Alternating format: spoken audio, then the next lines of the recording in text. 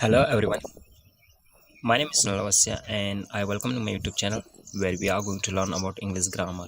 Alright, so this is our day 5 and where we are going to see present perfect continuous tense. And this tense we do not use usually in our communication skills but in our conversation, but we have to learn it because we are learning here grammatical knowledge as well. Because of that this action is very important for us to learn. All right, so now it is time to see the general structure of sentence pattern. Okay, आपने बहुत देख लिया होगा general structure of sentence pattern. मैं चाहता हूँ कि आप इसको एक बार फिर रिविजन कर लीजिएगा कि हमारे पास सेंटेंस असर्टिव कैसा बनता है, उसका नेगेटिव कैसा बना है, इंट्रोगेटिव कैसा बना है, उसका इंट्रोगेटिव में नेगेटिव कैसे बना है, सारी चीज़ें आपको देखनी है। अभी हम मूव करते हैं direct present perfect continuous tense पे, लेकिन थोड़ा सा हम इसको पिछली क्लास का रिविजन कर लेते हैं। देखिए हमारे पास फॉर्मूले हैं प्रेजेंट इंडेफिनिट के फॉर्मूले। तो हमारे पास फॉर्मूले कितने हैं प्रेजेंट इंडेफिनिट के? 6 फॉर्मूले, क्योंकि हम 6 तरीके के सेंटेंस बनाना सीखे थे। ऑलराइट, तो देखिए पहले जो 2 वाक्य हैं ये असर्टिव होते हैं, ये सिर्फ जवाब देने के लिए काम किया जाता है। उसके बाद वाले जो 4 पोर्शन होते हैं ये होते हैं हमारे क्वेश्चन वाले होते हैं, जहाँ पर हम तरह तरह के क्वेश्चन करते हैं। ये 4 टाइप्स के होते हैं जो कि क्वेश्चन करने के काम में आते हैं। जैसे अगर मान लो मुझे करना है यस या नो को लेकर, यस में सकारात्मक करना है तो मैं 3rd नंबर का इस्तेमाल करूँगा। उसका मतलब होता है डज सी कम हियर, क्या वो यहाँ आती है। अगर आपको बोलना है यस तो आप बोलोगे यस सी डज, और अगर नहीं तो आप बोलोगे सी डज नॉट। ऑलराइट, आपको इस टाइप से जवाब देना है। वहीं पर अगर आपको अलग अलग क्वेश्चन से क्वेश्चन करना है, जैसे कि मैं बोलूँ कि क्या मोहन बाजार जाता है या मोहन कहाँ जाता है, तो where does Mohan goes, where does Mohan goes, तो आप 5th और 6th नंबर का इस्तेमाल कर सकते हैं। इस टाइप से आप आराम से पढ़ सकते हो। प्रेजेंट इंडेफिनिट के 6 फॉर्मूले हो गए हैं। इसी के बाद हम पढ़ने वाले प्रेजेंट कंटिन्यू, जो कि हमने देख चुका है, आप इसको रिवीजन कर लीजिएगा। And then present perfect tense, उसके भी हमने 6 फॉर्मूले डिस्कस किए थे। अब हम बात करेंगे हमारे पास से आज है प्रेजेंट परफेक्ट कंटिन्यू टेंस। अब देखिए इसमें क्या क्या बातें होती है। एक तो परफेक्ट, आपको दिख रहा है परफेक्ट, ठीक है। परफेक्ट का मतलब क्या होता है? परफेक्ट का मतलब कि ऐसा काम कोई ऑलरेडी स्टार्ट हो चुका है या फिर कोई निश्चित कार्य है, ठीक है। और कंटिन्यू का मतलब क्या हुआ कि वो कार्य हमारा लगातार चल रहा है, ठीक है। अब मान लो इसको मैं समझाने के लिए एक तरीका यूज़ करता हूँ। मान लो ये हमारा टाइम है और यहाँ पर मान लो 8 बजे थे, ठीक है। 8 बजे, यहाँ 8 बजे हैं और यहाँ पर आपका 12 बजे है, ठीक है। ये हमारा टाइम वाली लाइन है। अब मान लो मैंने यहाँ पर पढ़ाना शुरू किया, और मेरा काम अभी 12 बजे तक चल रहा है, ओके। और अभी भी ख़त्म नहीं हुआ, अभी 12 बज चुके हैं लेकिन मेरा काम अभी भी चल रहा है। मैंने काम 8 बजे से स्टार्ट किया था, 12 बज चुके हैं लेकिन अभी भी काम चल रहा है। यानी कि प्रेजेंट परफेक्ट कंटिन्यू टेंस में हम वे वाले टेंस पढ़ेंगे जो काम हमारा पास्ट में स्टार्ट हुआ था, भूतकाल में स्टार्ट हुआ था, पिछले समय में स्टार्ट हुआ था, लेकिन किसी कारणवश से वो काम हमारा चल रहा है, अभी भी चल रहा है, ठीक है। और साथ में साथ यहाँ पे टाइम भी दिया हुआ रहेगा, ठीक है। तो ऐसे टेंस को बताने के लिए हमें इस्तेमाल करना पड़ेगा प्रेजेंट परफेक्ट टेंस का। अब चलिए हम इसको डेफिनेशन से समझते हैं। प्रेजेंट परफेक्ट टेंस का मतलब होता है भूतकाल से कोई काम जारी रहना और वर्तमान में भी चल रहा है। इस एक्शन को समझने के लिए हमें एक कहानी से गुजरना पड़ेगा। देखो ये कहानी वही है, एक बच्चा था, ठीक है। उसने क्या किया, सुबह 8 बजे से उसका खेलना शुरू होता है, ठीक है। सुबह 8 बजे से वो खेलने लग जाता है, काफ़ी देर तक खेलता रहता है। कुछ समय बाद उसकी माँ आती है और कहती है, क्या कहती है, अभी खेलना बंद करो बेटा, तुम 8 बजे से खेल रहे हो। तो देखिए जो बाद में जो सेंटेंस बनाना तुम 8 बजे से खेल रहे हो, ये बनेगा प्रेजेंट परफेक्ट कंटीन्यूअस टेंस से बनेगा, क्योंकि यहाँ पर उसका काम स्टार्ट हुआ था 8 बजे से और साथ ही साथ ये काम चल रहा है, तो हम प्रेजेंट परफेक्ट कंटीन्यूअस टेंस का इस्तेमाल कर सकते हैं। आई होप कि आपको यहाँ तक समझ में आ गया होगा। अब इसकी पहचान देख लेते हैं। इसकी पहचान है, पहली पहचान कि हमारा कार्य जो है भूतकाल से स्टार्ट हो चुका है, ठीक है, और किसी विशेष समय से शुरू होकर या विशेष समय से शुरू होता है। अब इन 2 लाइन को समझना बहुत आवश्यक है। विशेष समय से शुरू होकर या फिर शुरू होता है और वर्तमान में भी जारी रहता है। अब इसकी सेकंड पहचान है, हिंदी भाषा में इस तरह के वाक्यों के अंत में आपको हमेशा दिखाई देगा रहा है, रही है, रहे आदि शब्द, और साथ में आपको समय का बोध दिखाई देगा। ऑलराइट, नाउ अभी देखिए थोड़ा हम यूज़ सीन्स ऑफ आर को भी समझ लेते हैं। क्यों? क्योंकि यहाँ पर आपको एक टर्म्स दी गई है, समय का बोध। अगर आपने पिछले स्लाइड में नोटिस किया होगा तो आपको यहाँ पे पता चल जाएगा, ये समय का बोध है। समय का बोध यानी कि आपको समय भी बताया जाएगा। और जब अगर समय है, मान लो आपको समय बता दिया गया, तो आप समय को किसी सेंटेंस में कनेक्ट करने के लिए आपको प्रपोजिशन की आवश्यकता पड़ती है। समय को कनेक्ट करने के लिए हमें प्रपोजिशन की आवश्यकता पड़ती है। और प्रपोजिशन क्या है हमारे पास? प्रपोजिशन है, हम दो प्रपोजिशन का इस्तेमाल करेंगे, एक सिंस और एक फार का इस्तेमाल करेंगे। लेकिन दोनों का एक साथ इस्तेमाल नहीं करना है, दोनों का according to condition we have to use both of the preposition. हमें दोनों प्रपोजिशन का use according to the sentence करना है। अब देखिए हमारे पास दो प्रपोजिशन तो आ गई, हम यूज़ कैसे करेंगे? तो देखिए अब इसको यूज़ करने का तरीका मैं बताता हूँ। पहले हम सिंस को देखते हैं। सिंस, जब सिंस मतलब एस फॉर आप स्टार्ट समझ लीजिए। स्टार्ट मतलब जहाँ से कोई काम शुरू होता है और आपको शुरुआत का समय दे दिया है तो आप लगाओगे सिंस। जैसे मान लो यहाँ पे 5 बजे, चले ठीक है, देखिए यहाँ पे मान लो अभी यहाँ पे 5 बजे हैं। Where is my pen? मान लो ये 5 बजे, ठीक है, और मैंने 5 बजे से काम करना शुरू कर दिया। ठीक, मेरा काम अभी 8 बज चुका है, लेकिन स्टिल मेरा काम अभी भी कंटिन्यू है। तो यहाँ पर मैंने अपना स्टार्टिंग पॉइंट बता दिया कि मेरा काम कब से स्टार्ट हुआ, 5 बजे से स्टार्ट हुआ। यानी कि जब भी आपको किसी काम का स्टार्टिंग पॉइंट बता दें, यानी कि किसी काम का अगर शुरुआत का समय पता है कि काम कब से स्टार्ट हो रहा है, तो आप सिंस का इस्तेमाल करोगे। जैसे since 8 o'clock, since 5 o'clock, since morning, since Monday, since last week, since last year, since 8 o'clock, ये सारे प्रपोजिशन। यानी कि यहाँ पर आपको टाइम बता दिया गया कि आपका समय कब से स्टार्ट हुआ, आपका काम कब से स्टार्ट हुआ है। और देखिए, और हमारे पास और देखो, लेकिन अगर टाइम का हमें अवधि बताना है, अवधि में यानी कि हमें काउंटेबल बनाना है। काउंटेबल यानी कि अवधि में बताना है कि जैसे मान लो मैं बोलूँ कि मैं 2 घंटे से बातें कर रहा हूँ। इसमें मैंने ये नहीं बताया कि मेरी बातें कब से स्टार्ट हुई, कितने बजे से स्टार्ट हुई, लेकिन मैंने ये बोला कि मैं 2 घंटे से बात कर रहा हूँ। ठीक है, मतलब कि 2 घंटा ऑलरेडी मेरा पीरियड ऑफ टाइम होता है। 2 hours is a period of time for me that I have done spoken to you, जहाँ पर मैंने आपसे बात किया हूँ। ठीक है, तो 2 घंटा क्या हुआ? 2 घंटा या एक हमारा पीरियड ऑफ टाइम हुआ है। और पीरियड ऑफ टाइम को बताने के लिए हमेशा प्रपोजिशन आपको फॉर का इस्तेमाल करना पड़ेगा। आई होप कि यहाँ तक सारी बातें आपको क्लियर हो चुकी होगी। जैसे 8 आवर 8 घंटे से, 2 दिन से, फॉर 2 days, फॉर 6 मंथ 6 दिनों से, फॉर 2 वीक 2 सप्ताह से, फॉर 2 मिनट 2 मिनट से। ठीक है, चलिए एक बार फिर हम समझ लेते हैं फॉर का। जब आपको फॉर का इस्तेमाल करना है सिर्फ अवधि बताने के लिए, तो आप फॉर का इस्तेमाल कर सकते हो।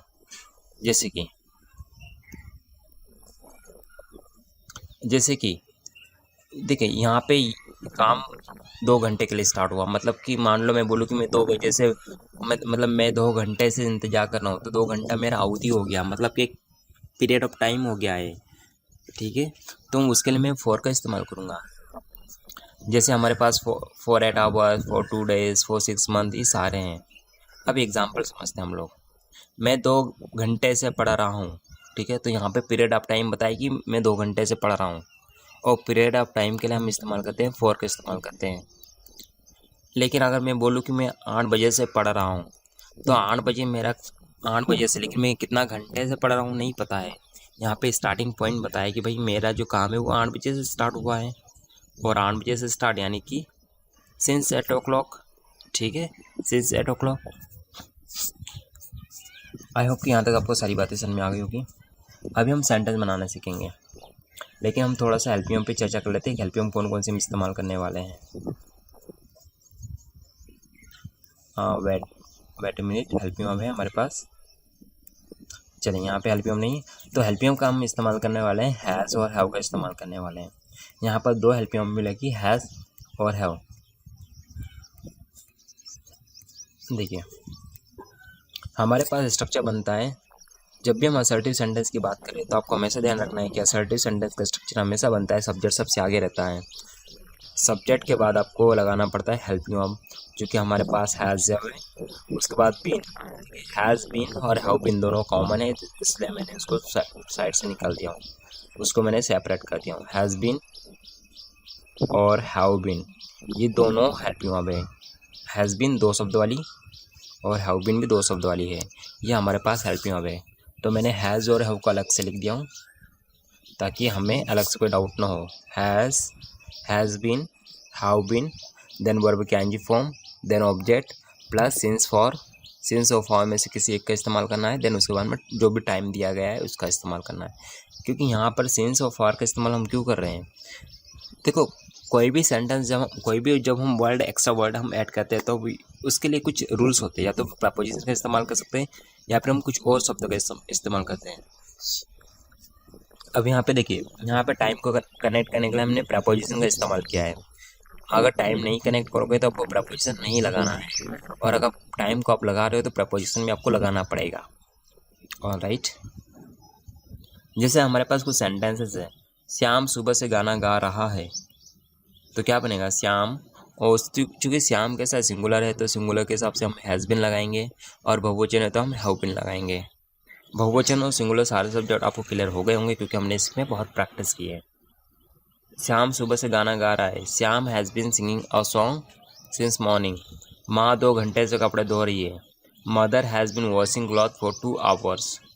अब यहाँ पे 2 घंटे इसलिए क्योंकि यहाँ पे पीरियड ऑफ टाइम के बारे में बोला गया है, और पीरियड ऑफ टाइम को हम फॉर से दर्शाते हैं। लेकिन अगर मान लो कोई काम किसी पर्टिकुलर टाइम से स्टार्ट होता है, जैसे सुबह से शाम से, तब सिंस लगाओगे। रोहन सुबह से खाना बना रहा है, Rohan has been cooking, cooking है COOKING है, यहाँ पे ओ जरूर दिख रहा है लेकिन उसको आप सी को ओ बना दीजिएगा, कुकिंग फूड।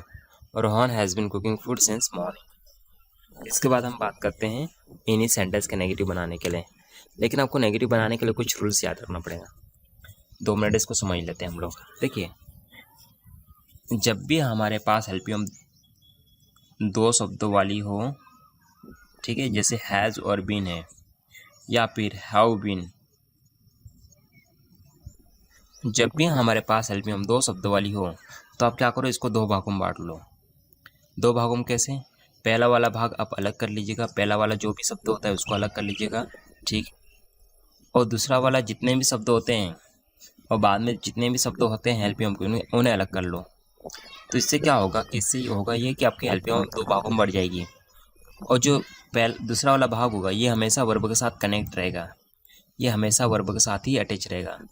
जैसे हम सेंटेंस में देख सकते हैं, देखो यहाँ पर आपको देखो, ये बिन जो है वो अभी भी वर्ब के साथ कनेक्ट है, और हम हमेशा करते थे क्या, वर्ब से पहले नोट करते थे, लेकिन अब हम नोट कर रहे हैं बिन से भी पहले। ये बात ध्यान रखनी है आपको। अगर आप ये बात समझ गए होंगे तो आप आराम से इसको समझ जाओगे। जैसे हमारे पास ये इतनी सारी हेल्पिंग वर्ब है जो 2 शब्दों से मिलकर बनती है, और इसी हेल्पिंग वर्ब को हमने क्या किया, हमने अलग अलग भागों में बांट दिया।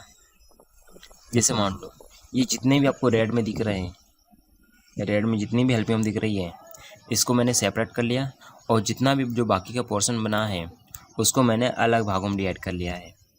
और जो अलग भाग में डिवाइड किया हुआ है ये हमेशा वर्ब के साथ कनेक्ट रहेगा, यानी कि अगर हमें नोट भी लगाना है तो हम नोट इनसे पहले लगाएंगे, ठीक, इस टाइप से। जैसे हमारे पास कुछ एग्जांपल है, देखो अब नेगेटिव बनाने के एग्जांपल समझ लेते हैं। नेगेटिव बनाने के लिए फिर हम इसका देखेंगे कि हम कैसे नेगेटिव इन सेंटेंस को बनाएंगे। जब हमारे पास हेल्पिंग एक या एक से अधिक शब्दों से मिलकर बनी हो तब उसे नकारात्मक वाक्य निम्नानुसार बनते हैं।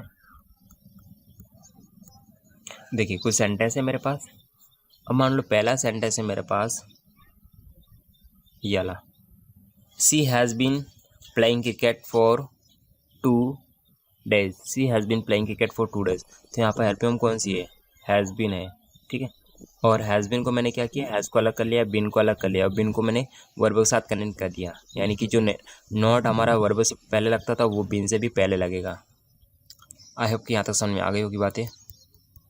अब देखिए ये वाला एग्जाम्पल, 2nd नंबर का example, Rahul will have been.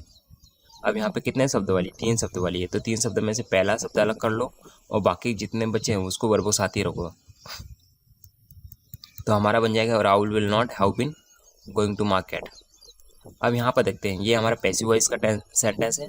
तो यहाँ पे हमारी हेल्पियम देखिए कितनी है। हेल्पियम है हमारे पास इज बीइंग, और इज बीइंग यानी कि दो शब्दों से मिलकर बनी है। तो आप इसको अलग अलग भागों में बांट लो, दो शब्दों को। इज को अलग कर दो और बीइंग को अलग कर लो। इज अलग और बीइंग अलग कर लो। और बीइंग जो है वर्ब के साथ ही रहेगा, यानी कि जो नॉट आएगा वो बीइंग से भी पहले आएगा। तो यहाँ पर आप देख सकते हैं Rahul is not being bitten by me. इसके बाद आप देखिए अगला सेंटेंस। अगला सेंटेंस है हमारे पास Rahul should have been going to market for 2 days। Rahul को 2 दिन से मार्केट जा रहा होना चाहिए। ठीक है, Rahul should have been going market for 2 days। देखिए कई सारों को लगेगा कि ये सेंटेंस तो आज तक हमने देखा नहीं ऐसा, लेकिन बनता है। अगर आपने टेंस सीख लिया तो टेंस से आप सारे सेंटेंस बना सकते हो, और ये मैंने टेंस से ही रिलेट किया हूँ। ठीक है, तो यहाँ पर हेल्पियम देखिए, हेल्पियम कितने शब्दों से बनी है? शुड हैव बीन है हमारे पास, और शुड हैव बीन यानी कि 3 शब्दों से मिलकर बनी है। और जब ये 3 शब्दों से मिलकर बनी है तो हमें शुड को अलग करना है और हैव बीन को अलग करना है। और जहाँ पर देखो हैव बीन के साथ आपको हमेशा वर्ब रखना है। ठीक है, ये हैव बीन के साथ वर्ब है और हैव बीन से पहले हमने नॉट लगा दिया। इस टाइप से आप नेगेटिव बना सकते हो। चलिए हम बात करते हैं अभी इन्हीं स्ट्रक्चर की, प्रेजेंट परफेक्ट कॉन्टिन्यूअस टेंस के सेंटेंस को नेगेटिव बनाने के लिए। श्याम सुबह से गाना नहीं गा रहा है। Shyam has not been singing a song since morning. माँ 2 घंटे से कपड़े नहीं धो रही है। तो सब्जेक्ट को ने mother has not been washing cloth for 2 hours। Rohan सुबह से खाना नहीं बना रहा है। Rohan has not been cooking food since morning. यहाँ पे कुकिंग में स्पेलिंग का एरर है, COOKING कुकिंग। इसके बाद हम आगे बात करते हैं।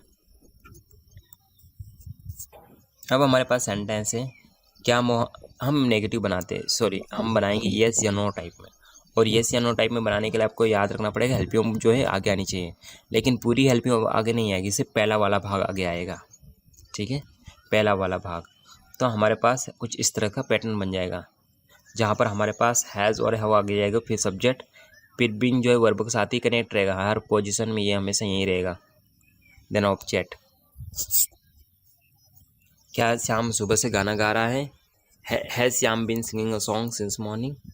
क्या माँ 2 घंटे से कपड़े धो रही है? Has mother been washing cloth for 2 hours। क्या रोहन सुबह से खाना बना रहा है? Has Rohan been cooking food since morning. I hope कि यहाँ तक सारी बातें समझ में आ चुकी होगी। अब हमने इसी में नो टाइप में बनाना है, लेकिन आप थोड़ा सा करेक्ट कर लीजिएगा, इसको स्ट्रक्चर को थोड़ा करेक्ट कर लीजिएगा यहाँ पे। ठीक है, इसको करेक्ट कर लीजिएगा, थोड़ा सा मिस्टेक है। बाकी हम फॉर्मूले पे देखेंगे, subject plus has question word plus help me up plus subject plus been plus verb के ing form, then object, then since for, then time.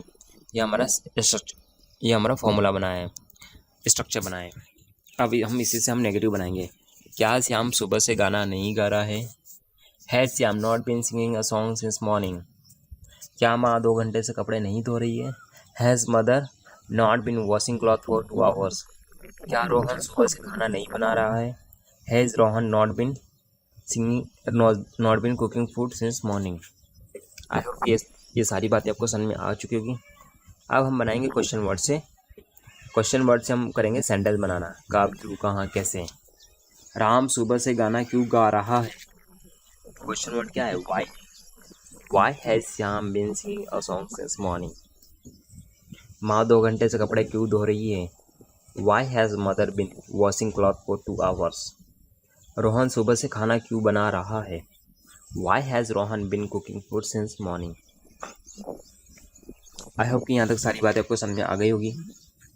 अब हम इन्हीं सेंटेंस के नेगेटिव बनाना सीखेंगे, और नेगेटिव बनाने के लिए आपको हमेशा ध्यान रखना है कि आपको क्या करना है। आप देखिए यहाँ पे हम 2 शब्दों से मिलकर बनी है, इसलिए आपको बीन से भी पहले नोट करना है। श्याम सुबह से गाना क्यों नहीं गा रहा है? Why has Shyam not been singing a song since morning. माँ 2 घंटे से कपड़े क्यों नहीं धो रही है? Why has mother not been washing cloth for 2 hours। Rohan सुबह से खाना क्यों नहीं बना रहा है? Why has Rohan not been cooking food since morning. I hope कि ये सारी बातें आपको समझ में आ चुकी होगी।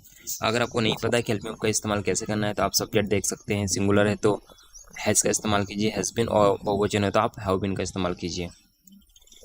अब हम देखने वाले हैं 6 सेंटेंस देखने वाले हैं। तो पहला सेंटेंस है I have been playing cricket since morning. मैं सुबह से क्रिकेट खेल रहा हूँ। इसका नेगेटिव बनेगा I have not been playing cricket since morning. मैं सुबह से क्रिकेट नहीं खेल रहा हूँ। Have I been playing cricket since morning, क्या मैं सुबह से क्रिकेट खेल रहा हूँ। Have I not been playing cricket since morning, क्या मैं सुबह से क्रिकेट नहीं खेल रहा हूँ। Why have I been playing cricket since morning, मैं सुबह से क्रिकेट क्यों खेल रहा हूँ। Why have I not been playing cricket since morning, मैं सुबह से क्रिकेट क्यों नहीं खेल रहा हूँ। ओके गाइस, तो ये 6 सेंटेंस बनते हैं। तो आई होप कि आपको ये वीडियो लेक्चर बहुत पसंद आएगा। आप क्या करो, आप इसको लाइक कीजिए, देन इसको शेयर कीजिए, देन इसको सब्सक्राइब भी कीजिए। And we will meet on the next video. Till then bye bye, have a good day. Keep practice, keep shining, keep planning. Alright, now thank you very much for like, share and subscribe. Video देखने के लिए आप link पे click कीजिए और link आपको PDF में मिल जाएगी।